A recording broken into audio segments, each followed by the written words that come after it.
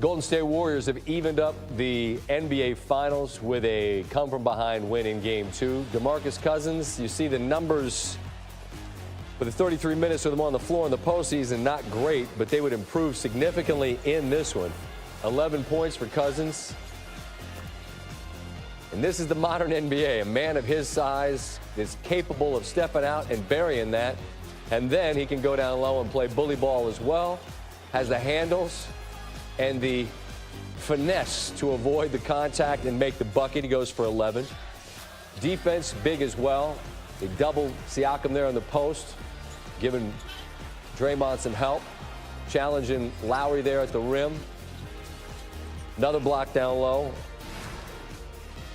The passing is really where he's spectacular. I think one of the better passing bigs in the game. Great vision. Backdoor to Clay. Livingston, same deal. Quick dish to Clay as well. Also rebounded quite well. Nice night. DeMarcus Cousins joins the show after a 28-minute double-double performance. And Boogie, look, I'll just start with when did you know you were going to go and as a starter, and how did you convince Steve you could go this long? We kind of discussed it after Game 1. We had a couple days in between, and we just came together, put our heads together, figured out the best plan with my minutes and how much action I should see for the next game. And it was basically on the coaching staff to decide to insert me in the starting lineup. So I told them coming in, whatever role they had for me, coming off the bench, playing in the starting lineup, whatever the case may be, I was down for it. So that's the call they made, and we went with it. In our business, they always tell us we're never supposed to ask the how do you feel question, but I'm literally asking you right now, how do you feel physically? Man, I'm cool, man. I can't speak on that from an hour from now, but as of right now, I'm pretty good. Yeah, well, you can go to bed in an hour, man. But look, the stage and a career and a career that has been, pointing towards a moment like this, to be able to come up this big for you. Sort of, I don't know, what does it represent a night like tonight? I spoke on it before. I'm not scared of any moment. I fear no moment. I've been through the worst of the worst throughout my life. So sure. At the end of the day, this is basketball, and it's something I love to do. So when that ball goes up, I'm going to leave it all between the lines. Your group that obviously you joined this year, we were talking about, I was talking to Paul Pierce about this, how guys become part of that culture and thrive in that culture. How does a night like this reflect what Golden State is as a group? Well, our motto is strength in numbers. And, we've had guys go down and, the next guy steps up. QC was incredible tonight. He hit some huge shots for us. Loon went down, Clay went down, and, KD's out. So guys have stepped up. Jonas has played great minutes for us. JB. The list goes on and on. Fonzo has been incredible for us. So, guys have stepped up in other guys' absence. So, with that being said, strength in numbers. Well, like a lot of folks that love the game, I'm just happy you're healthy enough to get a chance for a moment like this. And whether it's ice or rest or a night out and a nice meal in a great city, whatever's next, man, it's on you. Thanks for sitting down with us for a few minutes on the way to wherever you go this evening, and thanks for the time. Yes, sir. Thank you. Klay Thompson, strength in numbers. It's good to have guys that can step up when a star like this goes down. You see, basically does the splits on the way to the deck. Before that, Klay had been on fire, 4 of 6 from 3, 10 of 17 from the floor to the tune of 25 points. Basically, with under 8 to go, limps off, that's that. And we welcome in Brian Windhorst now. And what can you tell me afterwards in terms of if we got an update at all from him? No, we didn't. I'm going to tell you, I was back by the Warriors locker room the entire night. He was wearing ice on both the front of his thigh and then the back of his hamstring. This is something that may take imaging. It's going to just take a lot of treatment. They're going to see how it have to go over the next 48 hours. Scott, the Golden State Warriors training staff deserves a game ball for this game. Number one, they had to get Andre Iguodala ready to play, which they were able to do when he was able to keep him healthy enough to hit that big three. Right. Number two, whatever they gave Steph Curry when he came back into that locker room, when he was basically peaked in the second quarter, he completely changed when he came back into the game, really got his energy back up. Then they had to treat Kevon Looney in the game, and now they've got to treat Klay Thompson. It was like a revolving door back at that locker room, them treating players, and now they're going to have to go to work again, not only trying to keep those guys who were injured healthy, but try to get Klay Thompson back on the court for Game 3. So taking inventory of all that, look, I understand that they had the luxury of guys like Boogie Cousins who are just sort of hanging around, right? You have strength in numbers, yeah, you got a ton of stars. But how satisfying a win is it given what they had to sort of squeeze out of each guy that was able to be on the floor? Well, I got to tell you, being in the back with Kevin Durant, watching him enjoy that game, and I had our true feed, so I was about 4 seconds ahead of KD, and knowing that Iguodala was going to hit that shot and watching KD's reaction was amazing. He is out there bouncing around on one leg, Klay Thompson's bouncing around on the other leg. I mean, going into the locker room, everybody was congratulating Iguodala. Iguodala wanted to congratulate Sean Livingston because he was the guy who fed him the ball. Everybody's congratulating Draymond Green. Draymond Green saying, hey, how about Andrew Bogut converting some of these lobs? Sure. And then, of course, DeMarcus Cousins comes out of nowhere and plays 28 minutes that he wasn't expecting to play because Looney got hurt. So it was an incredibly satisfying win for them. They were very, very pleased and excited to have home court and be going home regardless of their health situation. Brian, I took a look at that stat sheet the other night, 52 for Siakam and Gasol, and I figure, well, there's no way they're going to match that. I mean, look, you combine any two Raptors in the postseason not named Kawhi, and they hadn't gone for more than 44. So there was no way that was going to happen again. Still, they only went for 18. How satisfied was Golden State with the effort collectively on defense?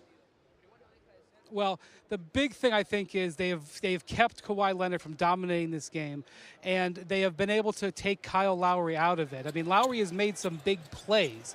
He's taken some charges. He's made some good, reads and made some good passes. But he goes 1 of 7 in Game 1. Tonight he was in foul trouble the whole game, wasn't able to impact the game. And let's just be honest, they need Kyle Lowry, contributing at a high level. They've had a very good game plan on Kawhi. And most importantly, they had to go away from their game plan on Kawhi a little bit when Looney got hurt because they couldn't defend the same way, but they were still able to make it hard for him. They handled battlefield promotions and, drama and triage in the middle of a game as well as you're ever going to see in a final setting. Brian, well put. Travel safely. I look forward to talking to you Wednesday, okay? Thank you, Scott. Thank you, Coach. All right, thanks a lot. Confirm Warriors. Stephen A. Smith joins us now. And Stephen A., I was talking to Paul Pierce a little earlier about how championship teams create an environment where role players know their role, they excel in the role, but when more is asked of them, they step forward in that role. And we certainly saw that tonight from Quinn Cook. Boogie Cousins, who I thought was done with that injury, was fantastic in this game. What did you make of their contribution to this Warriors victory? Well, I got to tell you, I thought that DeMarcus Cousins was the MVP of the game. What he did in the second half was absolutely phenomenal. Seemingly every key rebound he got, he took over the point forward role from Draymond Green for a chunk of the second half and had about 5 or 6 assists. Then he finished with 11, 10, and 6. He was absolutely phenomenal, particularly considering the fact that he came back in Game 1 after a 14-game playoff absence, played less than 10 minutes that game, and then showed up tonight, was inserted into the starting lineup, and nearly played 28 minutes a game. So you got to get 28 minutes in Game 2, rather. So you got to give him loads of credit for that. Quinn Cook coming off the bench, scoring all 9 of his points on threes, including two key threes in the second half. You got to give them credit for that. McKinney hit a shot. Obviously, you look at it from that perspective. Andrew Bogut came in and hit all 3 of his shots in the 6 minutes that he played. You just can't say enough about them. You talk about a championship squad, just watching their fluidity, moving without the ball, hitting the open man, finding guys for open layups, stuff like that. It was just a sensational performance by the team, and it was a sensational performance by Coach Steve Kerr because he knew who to put in. His timing seemed impeccable, and on top of it all, you can't give him more than enough credit for transitioning and going big, knowing that when you start Kevon Looney in Game 1 and he's going up against Gasol and Ibaka, even though he's supposed to be a big boy, he was relatively undersized, and their girth and mass was just too much for him and Draymond Green at intervals to deal with. But by putting Boogie Cousins in there tonight and then bringing Bogut off the bench, you have big bodies to go up against them, and those two individuals combined for 13 points for the game. They were relatively impotent offensively, and I think that had a big reason to do with why they lost Game 2.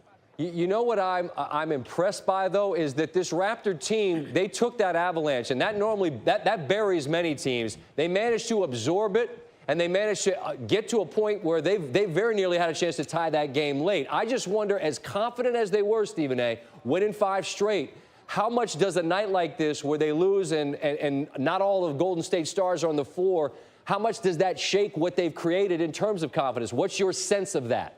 Well, listen, it shakes it for some degree because when Golden State shows you that they can find a way to beat you and you're a team that struggled periodically anyway on the offensive side of the ball, that's problematic for you. The one thing they do have going for them is that Klay Thompson went down with a left hamstring injury. We know Kevon Looney had the collarbone injury. You don't know how healthy DeMarcus Cousins is going to stay, or Iguodala for that calf injury. So injuries are definitely on Toronto's side. We shall see. But based on the way Golden State played, if Golden State is healthy in any way, Toronto's in trouble. Sure. I'm sure there'll be plenty to say tomorrow morning, Stephen A. Thanks for staying up late with me tonight. We'll see you tomorrow morning, okay? Oh, you know that. First, we showed you that 18-0 run to begin the third quarter, the longest run by any team in the NBA Finals to begin a half since the ABA-NBA merger in 1977.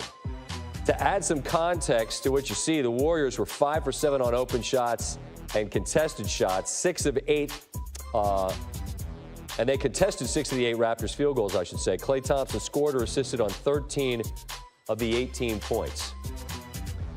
Tim Legler's alongside, and Tim, I mentioned that you and I spoke about that third quarter, right? Yeah. And I mean, this might seem like a silly thing to point out, but that building's on fire, and then people go at halftime, you got the lead, people are slow to get back to their seats.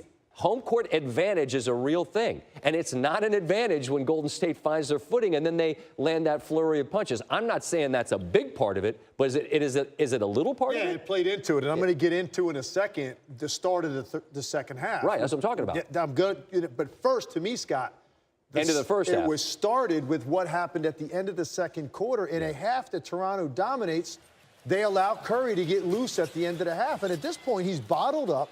He doesn't look well. They're checking out on him on the bench. He looks like he's physically ill. He doesn't have any energy. He doesn't have any space. And they make some mistakes at the end of the half. He gets a walk-up 3 because Kawhi's not up on the screener. Then he gets the breakaway layup off the turnover. He gets a short little runner in the middle there, and he finishes with 2 free throws. So Steph Curry gets 9 points in the last 2:50 of the second quarter. That, to me, felt like a huge momentum shift in the game because not only is he now feeling it, it's a 5-point game. It should have been 12-15. You can't allow Golden State to narrow the gap like that as you're walking off the court, knowing that coming out, you aren't going to have that emotion in the crowd at the start of the second half. That's most NBA arenas, right? Of course. I'm not singling out Toronto. I'm just saying I'm singling them out because their home court advantage is so good that it's noticeable when there's a ton of empty seats and people aren't ready to go nuts. Which is why your margin for error needs to be greater. You need to go in there up 12. So if you do have a slow start, right now maybe you call a timeout. It's only an 8-point game instead of 5 from what it was. And so for me, that's where it all started to turn, and then they came out in the third quarter, and their passing in motion really turned the game. In the highlight, we showed Bogut and Cook contributing in ways that you couldn't have imagined they would be asked to, or I shouldn't say be able, but they did.